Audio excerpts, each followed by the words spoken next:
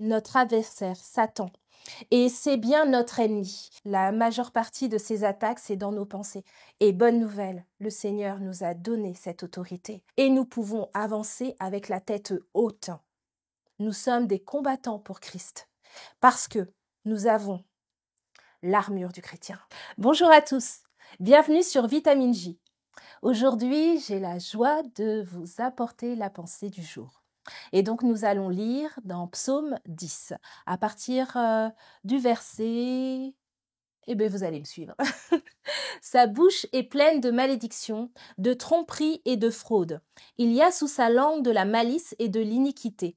Il se tient en embuscade près des villages. Il assassine l'innocent dans les lieux écartés. Ses yeux épient le malheureux.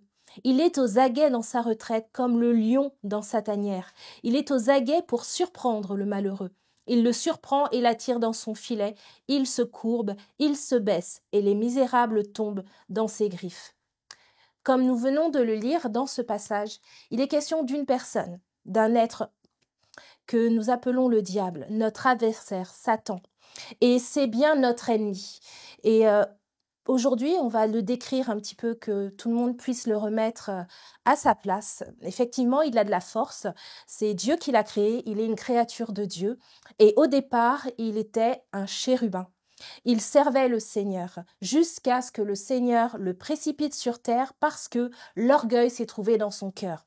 À ce moment-là, à travers un serpent, il est venu vers Adam et Ève et là aussi a voulu les emmener loin de Dieu à travers les doutes, le mensonge.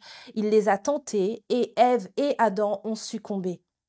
C'est son but, nous emmener loin du Père.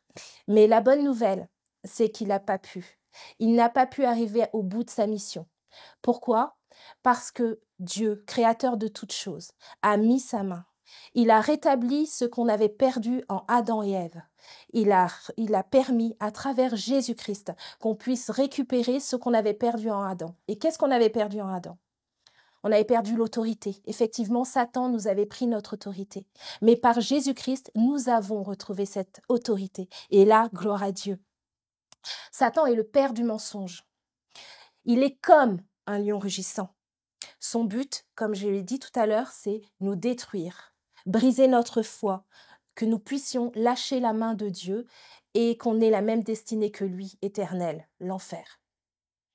Ses stratagèmes pour y parvenir, comme dans le jardin, la tentation, à travers la tentation, a mené les doutes sur qui ? Sur la personne de Dieu, le Créateur, le Père, celui qui nous aime. La moquerie, que ce soit envers nous ou vers Dieu, le mensonge, des accusations de toutes sortes. Et qu'est-ce qu'il utilise au quotidien pour parvenir à ses fins ? Tout simplement nos pensées, en fait. La majeure partie de ces attaques, c'est dans nos pensées. Il vous est jamais arrivé d'être là, de faire quelque chose, et tout d'un coup, vous avez une pensée qui arrive et vous vous mettez à douter ou à perdre... vous étiez en confiance et tout d'un coup, plus rien. Vous sentez même bloqué, vous n'arrivez plus à avancer. Pourquoi ? Parce qu'une pensée est venue, cette pensée, vous l'avez acceptée et le diable a pu vous voler ce que vous aviez, tout simplement.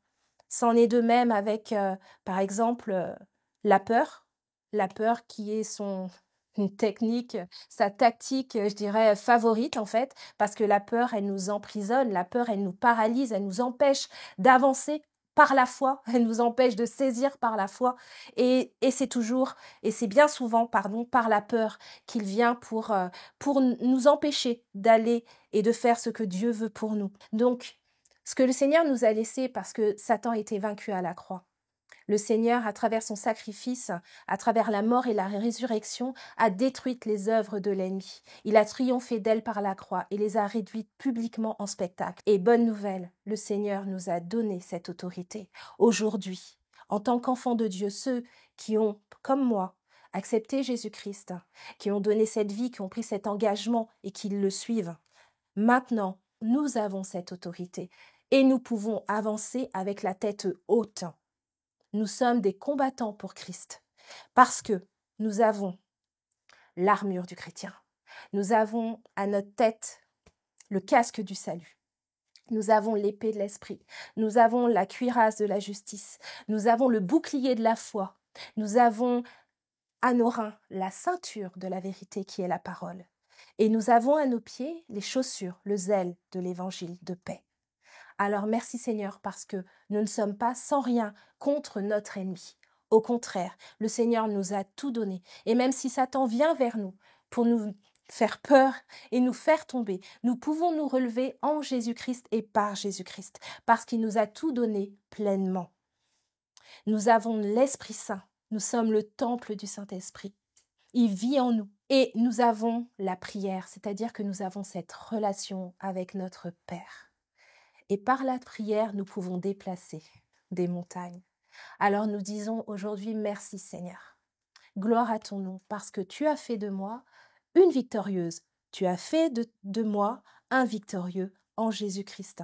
Et maintenant, je vais prier pour ceux qui sont pris cette position de défaite ou qui ont les mauvaises lunettes, qui croient ou qui ne savent pas qui ils sont en Jésus-Christ et l'autorité que Dieu leur a donnée, afin que vos yeux s'ouvrent et que vous puissiez rentrer dans l'autorité et la position que Dieu vous a déjà donnée. Seigneur Père éternel, merci. Merci Seigneur pour ta présence et merci pour tout ce que tu as fait pour nous à travers Jésus-Christ. Merci parce que nous sommes tes filles et tes fils et tu nous as établis, tu as récupéré ce que nous avions perdu.